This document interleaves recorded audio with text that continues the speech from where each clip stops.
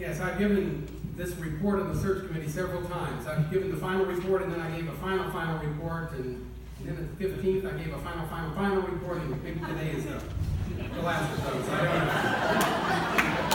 I'm thankful we're both alive and I'm able to keep giving these reports. Okay.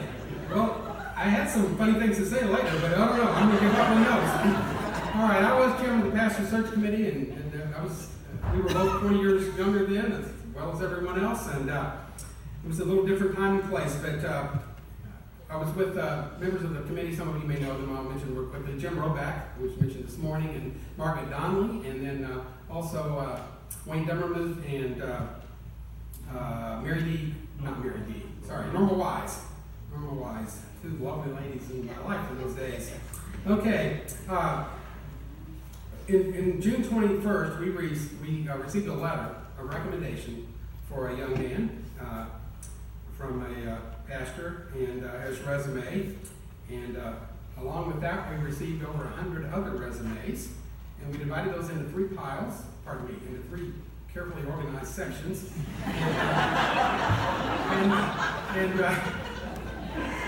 And we did this prayerfully. We really did do it prayerfully. We were very seriously about that. And we evaluated people that met the criteria. We talked this morning about the churches going to give indications of the type of pastor we would have. And we looked for people that met those qualifications. And one of the qualifications we heard from the church was that our pastor needed to have significant, considerable experience as a senior pastor.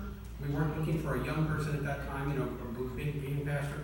The other one characteristic that was important was that they have training, and particularly a seminary degree, and then there may be some other things. On our committee, the main thing we were looking for, I was going to close with this, I'll start with it, was a pastor's heart. And that was what our committee, even though the church had indicated other things, that was the thing we said, that has to be the case. We need someone that can preach, that has these other qualifications, but we need someone with a pastor's heart. And as we looked through these various resumes, the one we received on June the 21st did not have a seminary degree and did not have considerable experience, in fact none, as a senior pastor officially at that time. And what do you think that meant in terms of our staff, of our sections? It went in the section we weren't considering first. And there was actually a section we didn't consider at all. But anyway, we went through those 100.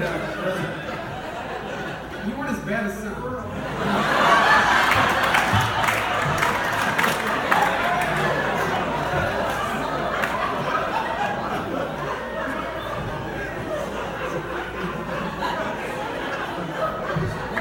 You do know you were the best, right?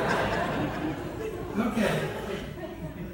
After all that, which was not near as much fun as this is right now, on September the 22nd, as I indicate, we did go, we looked over those resumes and various other things I'll mention in a moment here. And we went to South County Baptist Church. I still have the bulletin I showed him. I know what he preached on that day, even if he doesn't, because I've got the bulletin. We after the service, things had gone well, and we'd done this with a few other pastors earlier, and so we had the little process down. We were meeting with them, and we were Cracker Barrel, exactly as you said. And James, wherever James is, James was younger then, was sitting across the table. Not a lot, just a little.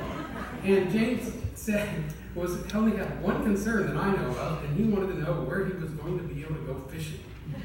But luckily, Norma Wise said, "Oh, honey, we've got farm ponds. We'll take care of you right then." And I think that sealed the deal later on. So that was it. Anyway, I do remember that specifically. And this morning I couldn't sing the songs, but I think I'll be able to get through this. In December the 1st, I gave this report, and I have the almost word-for-word report that I gave as chairman of the pastor search committee after we had met. And in October, after that September the 22nd, we exchanged, and I have a lot of the states that at that time we didn't feel that circumstances would allow you to accept that if we were to call you or have you come and view a call because of things in the church and family issues and a variety of things that were just, and it was not a good time at that point. Anyway, we continued on, and my report says that as of December the 1st, which is like 6 months into the process or a little more, we had met 21 times and prayerfully considered the man that God would have for us. We had received and considered over 100 resumes. We had requested and listened to 15 audio and video tapes of prospective pastors. We had traveled to Springfield, Kansas City, and St. Louis and other areas to hear pastors specifically preach and meet with them and discuss God's leadership. We had also met with our current interim pastor at the suggestion of some people, Brother Jim Smith, and people were thrilled with him, not even able to be considered, he said. This was my conclusion in December the 21st, and we were not real thrilled at that time as a committee after 6 months. Of the other men the committee met, the one that we feel, God's leadership, had some major events occurring in his family and asked not to be considered at this time. And that was my report, which was not a very promising report at that time, but there are 3 additional words, although possibly later. And we didn't know what that meant at that time. I know what our committee felt. And you specifically asked us to make sure that we didn't stop our process, that we continued to work, and we did, and we diligently did, and we considered that we requested more resumes. We did everything. But in January, I have a letter that states that you would be willing to move forward with this process. And, oh, happy day. It was a happy day at the time, but not near as happy day as I look back on it now. And then on February the 26th, there was we had a letter about checking on that.